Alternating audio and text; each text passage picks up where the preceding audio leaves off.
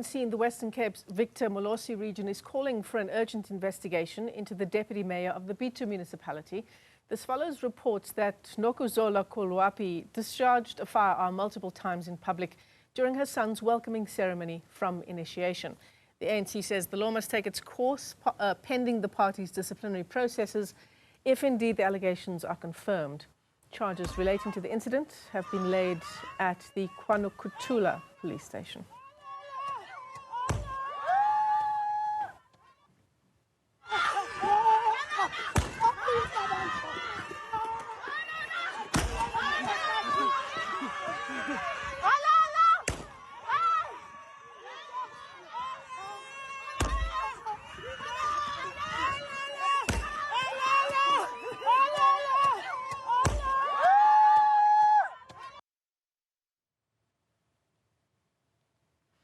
All right, for more of the story, we're joined now by the spokesperson for the ANC in the Western Cape, Sifiso Mtsweni. Thanks for your time.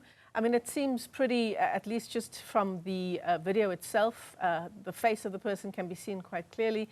The fact that a gun is being discharged is also quite clear in the video. There's very little to dispute here.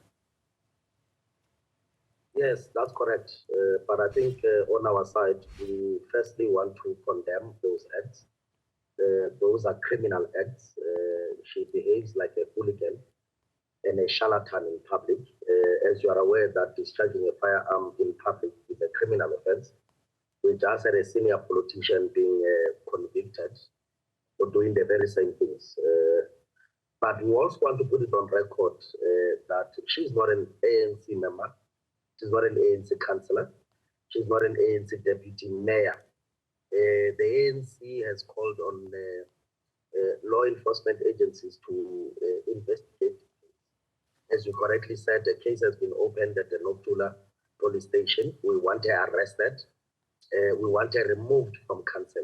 As you are aware, she's working with the DA in the Bitou municipality, and we're quite curious as to why the DA itself has been quiet when it harbors a criminal deputy mayor who's discharging a firearm in public. Sorry, Sifiso, can you make that point again? I didn't hear you very well. What was your comment about the DA?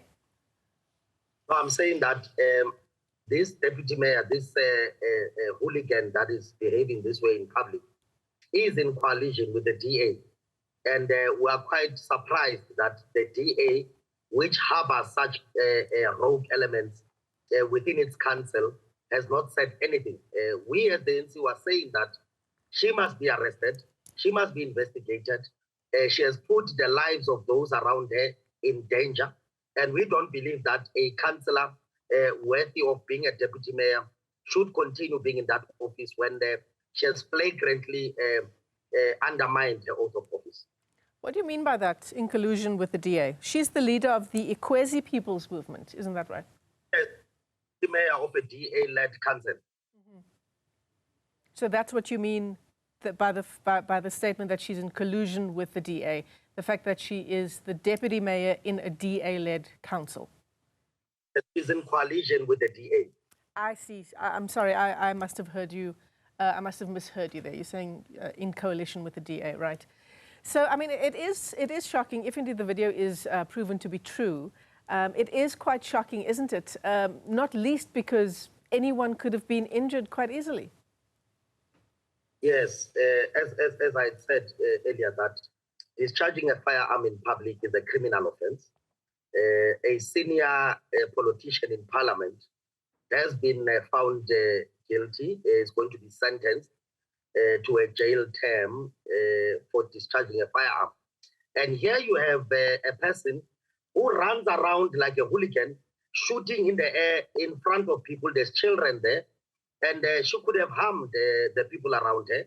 Hence, we are saying that quite emphatically, and we're not mincing our words, that she must be arrested, that video must be investigated, that firearm must be investigated if it's licensed, and whether it was in her possession legally. If it's found that it's not her firearm and it was in her possession illegally, we believe that she must actually be arrested and she must face the law. But on top of that, we are calling on the Council of Bitou to remove her as a deputy mayor, as we don't expect councillors to actually behave in the manner that she has behaved. You're talking about Julius Malema, of course, in October found guilty of discharging a firearm, pardon me, in public. Yes, of course. I think it's a known case. He fired this thing out of excitement, like this councillor, and he's now in hot water. We are saying that this councillor of the Equazi movement, which is in coalition with the DA, must face the same fate. Yeah, it's also interesting to note and important to note that it's an incident that took place in the Western Cape, which, as we know, is a province plagued by gun violence. Yes, of course. That's why we are very angry and we are quite disturbed that in our townships, as you know, the biggest crime spots in the country are in the Western Cape, as you correctly put it. And this is largely because the DA in the province is playing politics with the lives of our people. The DA in the province is the one that is actually encouraging this type of a behavior, because you would remember that the DA had a mayor who himself in Cape Town was associated with gangs. The DA had Albert Fritz, who was behaving like a rogue, like this councillor. And we are not surprised that in Bitou Municipality, the DA harbors this hooligan who's going around gun-toting and shooting everywhere else. Hence, up until now, they've been quiet. And that's why we are calling for a serious intervention on the part of law enforcement agency to ensure that this type of behavior is not encouraged, this type of behavior is condemned, and that people who are doing this type of things must be put away from the society. Sifiso, you're not using this incident by any chance to start your electioneering process early for next year's local government elections? Local government elections are taking place in November. We are an organization that is responsible. We are an organization that cannot keep quiet when we have criminals running around carrying guns and endangering the lives of children. We cannot keep quiet simply because there's local government elections next year in November. We are going to condemn behavior. We are going to open cases. We are going to ensure that rogue elements such as that councillor are removed from society, and that cannot be equated to us campaigning for elections. When we start campaigning, I will definitely come here and tell you that now we have started campaigning. Yeah. How is the ANC in the Western Cape looking ahead of November next year? I mean, it's been over 15 years now since the ANC lost the Western Cape to the Democratic Alliance. There are certainly steps being taken to strengthen the party in the province. Maybe perhaps just talk to us about how those preparations are going, now less than a year to go until very important local government elections. Yes, the National Executive Committee has strengthened the provincial leadership in the Western Cape. Comrade Jeremiah Thinsma has been appointed. He's from Mitchell's Plain, an activist, anti-apartheid activist, but also a rooted community leader of Mitchell's Plain, has been roped in as the leader of the ANC. But you'd also remember, Michelle, that over the last few months, if you followed the by-elections that have been taking place, the DA has been losing quite substantially in the province. The people of the province have woken up to the fact that the Democratic Alliance is. The Democratic Alliance is a racist organization. It's a criminal organization which harbors hooligans like this one that we're talking about. The DA does not care about the lives of our people. The people in Khayelitsha are living side by side with Suarich, people in Makaza, people in Langa. And the people have started to wake up to the reality that the last 15 years have been a wasted 15 years. And we are now gearing ourselves to ensure that we present to the public of the Western Cape the best of the best when it comes to councillors. We are going to present to them the best of the best when it comes to our mayoral candidates. And I can assure you now that post-November next year, we are going to have an African National Congress that is in a far much better position than it was in the last 15 years. Wait, so you're saying that the DA has been losing votes in the Western Cape. Is that true, Sifiso? Yes, correct. You can go to your stats. All people who, there's been councillors of the DA who have crossed to the Patriotic Alliance. There have been councillors of the DA that have crossed to us. They have lost wards. In fact, as I'm sitting here, I can't even remember when was the last time the DA actually won any award in the province. You would remember that the DA was using the colored majority as tokens in the province, and those people have actually woken up to the reality that the DA is a party of Constantia, it's a party of Camps Bay, it's a party of rich people who are just concerned about bicycle lanes as opposed to services that are supposed to be given to our people in Mitchell's Plain, in Athlone, in Langa, in Khayelitsha, in Bubuletu, in Thembaletu, in Kwanoktula, and everywhere else in the province. And I'm saying to you, you can go and research yourself that the DA is losing ground. The DA has lost 3 municipalities. As we speak to you, Naisba is under an ANC-led coalition. Otoron is under an ANC-led coalition. In the Karoo, the DA has lost almost all the municipalities there. So it's something that is there. You can research it. The DA is losing, and the DA is not a party of the people in the Western Cape. Yeah, you're obviously referring to the by-elections. I don't have those statistics in front of me. What I do have is the last local government elections for 2021.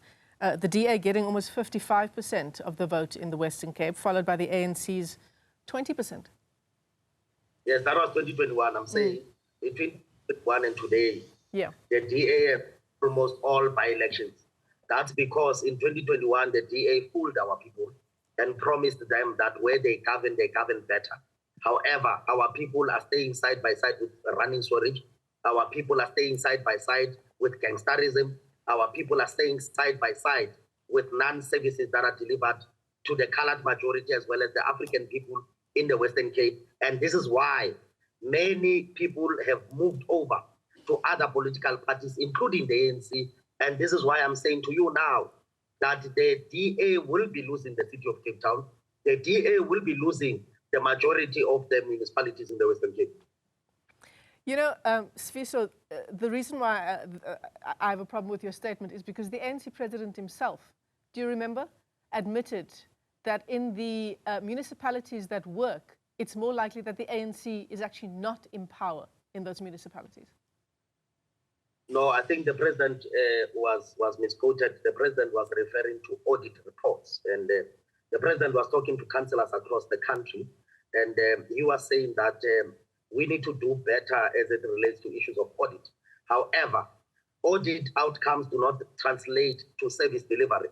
On many occasions, DA-led municipalities have returned money to the treasury on the basis that the DA is obsessed with a clean audit as opposed to service delivery. So we must not misquote the president opportunistically. The president simply said that our municipalities must have clean audits. Our municipalities must ensure that financial prudence is the order of the day. However, you can see that in the Western Cape, particularly in the city of Cape Town and everywhere else, the DA only spends money on building bicycle lanes. The DA spends money on ensuring that the people in Constantia and the people in Camps Bay are well looked after, while the people in Khayelitsha and all the townships across the Western Cape do not get a single service from the city. And this is why we are saying that clean audit or not, clean audit does not translate to service delivery. And this is why I'm saying to you that the DA will be losing the city of Cape Town next year. Well, I need to just clarify, because I don't want to be accused of being opportunistic in using quotes or misquoting the ANC president. So let's look at exactly what he had to say. President Cyril Ramaphosa publicly acknowledging, and this is a quote, municipalities not run by the ANC, specifically those led by the DA, often perform better in terms of financial management, to your point about audit reports, and service delivery outcomes. That is verbatim what the president said. Yes, and it's not different from what I'm saying. The president service delivery outcomes as well. The president was connecting the issue of audit as well as service delivery. And I'm saying to you that the Western Cape in particular obsesses over clean audits. And I'm saying to you that it is quite evident. By the way, you can quote the president as well. There's a video of the president in Khayelitsha sitting in the house doing job and saying even very unsavory things. about what he came across as he was doing door-to-door. The president himself had seen running sewerage running through his feet as he was doing door-to-door. So I'm saying we are staying in the Western Cape. We are the ones that are dealing with these challenges on a day-to-day basis. And I'm saying to you, as a spokesperson of the ANC in the Western Cape, that the clean audits of the DA do not translate to service delivery. We are saying that you can just fly into Cape Town. As you come out of the airport, already you can see that Cape Town is a tale of two cities. You can see shacks, you can see non-service delivery, you can see people packed like sardines, staying just next to the airport as you are driving to the opulence that is in town and the CBD. Now, you cannot equate the clean audit of the DA to the non-service delivery that is actually happening to the majority of our people. And we are saying to you that the clean audits do not relate to service delivery, and this is why the DA has been losing each and every by-election since 2021. Sifiso Mtsweni, you and I have 11 more months to have this conversation as we build up to local government elections next year. The ANC's Western Cape spokesperson, Sifiso Mtsweni, joining us there. But this is actually a conversation that started about Nokuzola Kolwapi, reports that she discharged a firearm multiple times in public during her son's welcoming ceremony.